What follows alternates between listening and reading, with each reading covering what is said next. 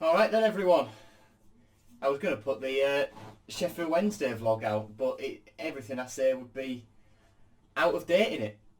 Tim Walter has been sacked, and it's the right decision, but a decision that should have come 2 weeks ago.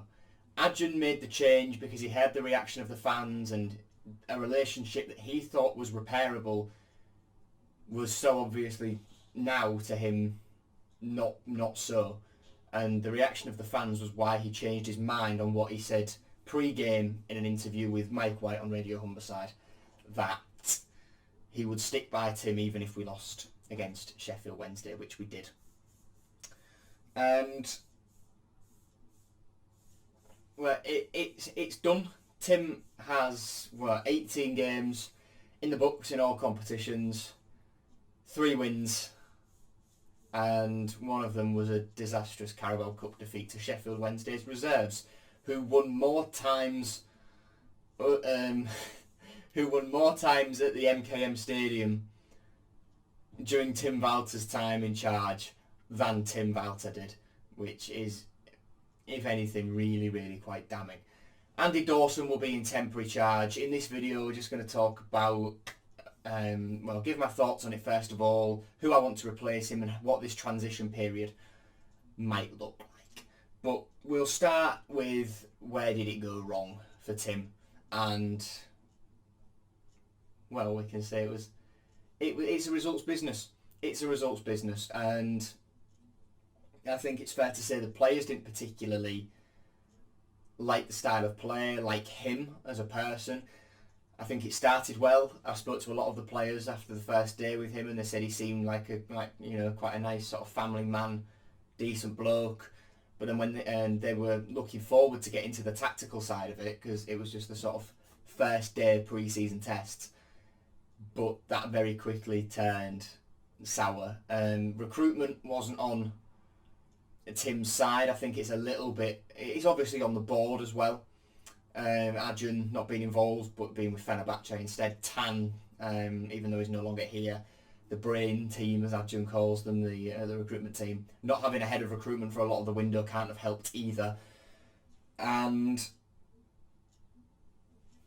equally, Adjun said in one of the press conferences in Turkey during the summer that they were giving Tim a list of players, and he was turning down 90% of what they were saying because he wanted certain players to fit his way. So we're the brain team doing their job, and Tim was turning them down. That's the sort of thing we'll never know. And he was dealt a tough card, replacing a popular manager with a high turnover of players. But he was dealt a tough hand, but he played that tough hand badly. If we're going to use playing cards analogies, his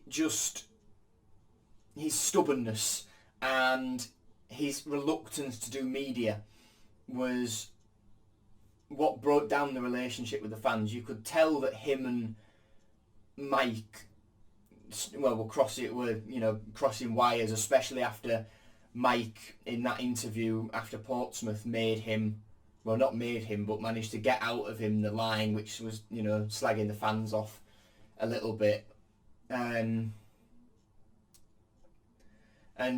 you could tell that Tim didn't like doing media. Baz Cooper has said it in his piece this morning. He was frustrated at the amount of media he had to do, and the amount of questions he had to answer and the frequency of them. Yet the ultimate aim was to get to the Premier League, and it only doubles and more in the Premier League, with obviously increased media attention, increased viewership, thus increased eyeballs.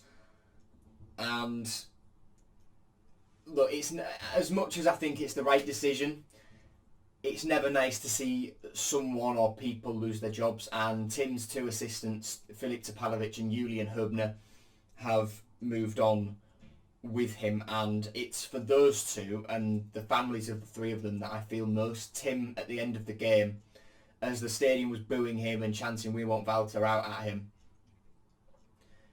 he walked off to the sort of edge of the tunnel to see his wife and his 2 young kids, and that epitomises there's football and there's family, and the family will bear the brunt of his failure. And they've uprooted their lives, and I think they've settled here now to go back, only to go back to Germany as soon as they've moved. It's tough on families, and it's tough on assistants as well, because if Tim does well, they do well. If Tim fails, they fail. And Tim vowed to rub me up the wrong way from very early, but Tapper and Julian, they were two decent blokes, and they're the two that I feel for most in this, because they came across as two really, really nice people, whereas Tim, to fans anyway, didn't, and to media didn't. I'm sure Tapper and Julian, they'll say different things just because, they're his mates and they've known him for a long time and they've worked together, and they will go with him everywhere. So, they clearly have that friendship. So they'd obviously say different, but no, to me, those two, I like those two, and it's a shame that they've bore the brunt of a failure as well. Moving on to the transition period then. Hopefully it's quite a short one, because information I've got said that there were 5 out-of-work managers at the MKM Stadium the other day against Sheffield Wednesday. Who they were, I don't know, but as far as I'm aware, there were 5. Also, Jacob Greaves was there. He'd come back from Ipswich to watch that, poor guy. But this transition, it should only be 1-2 games maximum until this new appointment is in. Hopefully their first game will be Blackburn at home, and Andy Dawson's 1 game in temporary charge will be Middlesbrough away on Saturday. In terms of the coaches who will support him, he's still got Erbil Bozkurt, the goalkeeping coach there. And I'd imagine